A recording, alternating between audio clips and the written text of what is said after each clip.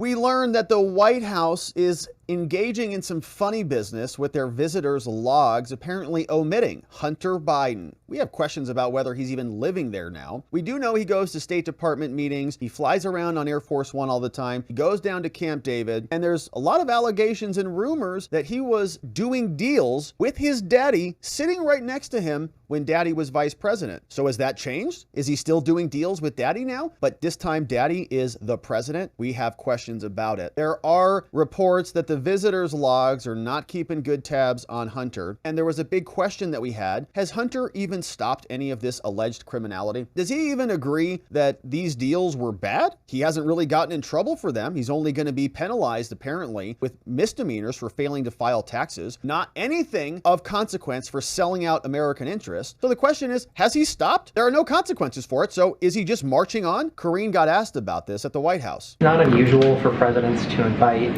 members of their family to official White House functions, like the state dinner last week. I'm curious, though, in light of some of the recent legal controversy, if the president communicated to members of his family not to conduct business on White House grounds. Can you tell us about any kinds of guardrails that are up? So look, protections to stop him. Are you I'm going to be again very mindful because this is all connected to a case that the DOJ is currently overseeing. So I'm not going to comment on that specifically. But as you know, and we have laid out very early on in this administration, when it comes to ethics, when it comes to how we all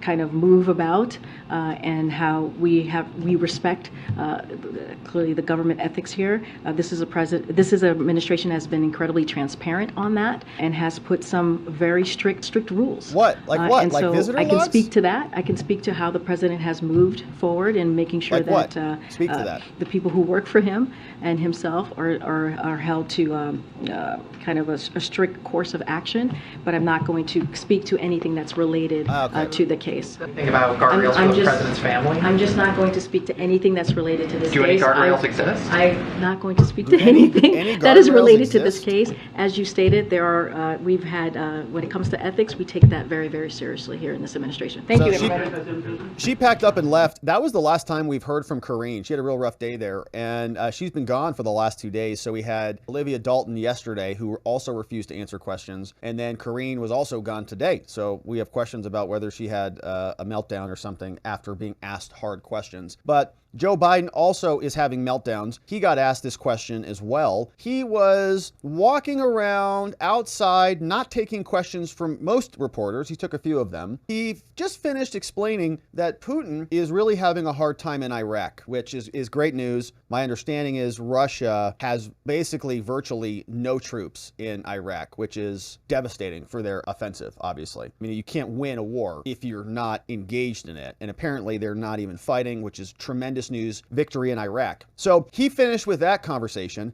And then he came out and somebody asked him about this claim. Hunter Biden literally sent a text saying, Joe, you were sitting right next to him as he was trying to scam deals out of foreign business people. Can you comment on that? Were you there? President Biden, how involved were you in your son's Chinese shakedown text message?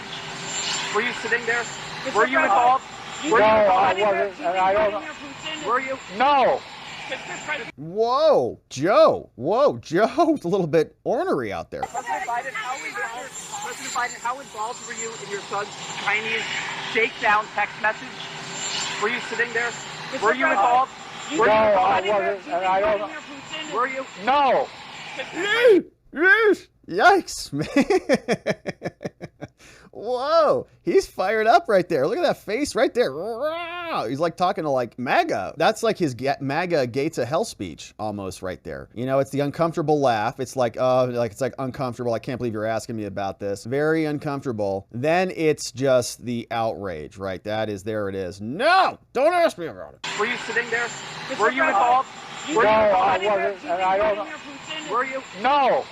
Yeah, and you can really see the CPAP device that they are now acknowledging they're using on him. So you can see this this strap here. Yeah, some people were wondering what that strap was. Very curious strap here, but you can see it clearly here. Apparently he's using CPAP device when he's sleeping, or he's into some of the same things that Hunter Biden's into. We don't know. Could be one of the two.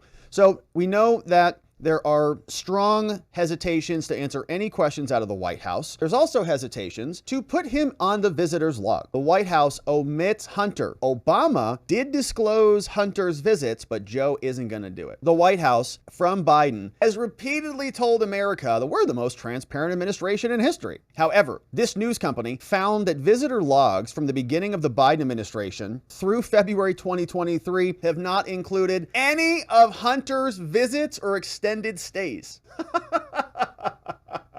So they're still letting him go. So I was asking yesterday, did anybody turn the water off on Hunter? Did anybody close the door? Is he still out there calling the Chinese like, hey, no, like you're not going to believe this. No, like they let me into the White House now. No, I'm serious. You thought it was expensive when Daddy was vice president. He's the president now. So all my fees went up 10x. All right. No, I'm here. No, yeah, just like the last time, I'm sitting next to him. Yeah, he's right here. But now I'm in the Oval Office. And did anybody turn it off? So Fox News Digital reviewed several articles to piece together Hunter's whereabouts. During his administration, they found he visited the White House over a dozen times through February 2023. Majority of the visits that they found were from 2022. We had an annual egg roll, Medal of Freedom ceremony, France state dinner, Christmas tree lighting, his daughter's wedding, I guess she got married there, among others. However, they're all absent from the visitors logs. So the times that we've known that Hunter was there, they don't show up in the records. While many of these events are ceremonial and a tradition, the question is not about when he showed up to those events that you'd expect him to show up to. The question is, when did he show up to events that we're not expecting him to show up to? Many of these are tradition, but we've got questions about this guy. He's not there to roll Easter eggs, okay? That's not in Hunter's MO. Hunter and his longtime business partner, Eric Sherwin, would coordinate his father's White House staff to invite business associates. So they're probably just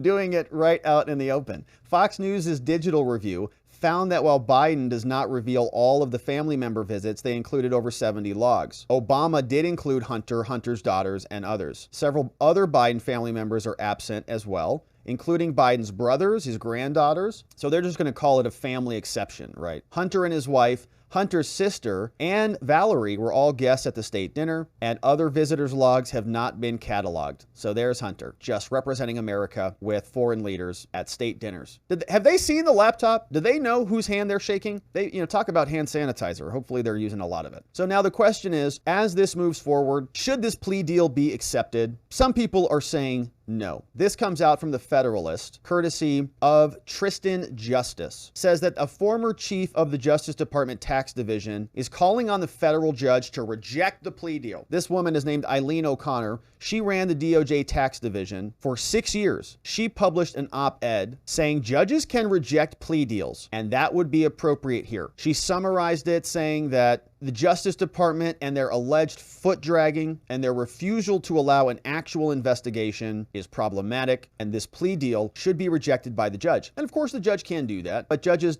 they generally kind of default to the parties. We have an adversarial system where we expect both sides to make their positions known. So if the prosecutors come out and say this is a fair deal, they're supposed to be opposed to the defense, and the defense is supposed to be opposed to the deal that the prosecutor says. And so they're supposed to be at loggerheads. But if they come to an agreement, the judge typically will just say, okay, well, the adversarial system worked, both sides got something that they didn't want, and we've come to a good negotiated settlement. That normally works. The equation is thrown off a bit when you have a corrupt Department of Justice that isn't actually serving the interests of justice. They're serving the political interests of their boss, the president. So Senator Ron Johnson has been commenting on this. He says, I stated this earlier in the week. I don't know how a judge can accept this deal, saying the judge should reject it so that we can have a thorough investigation and an actually honest prosecution. Here is the senator. This message to Henry Zhao that's getting a lot of the focus because it's just so overt and it's so clear and it's so obvious. Hunter says he's sitting with his dad at their home in Delaware.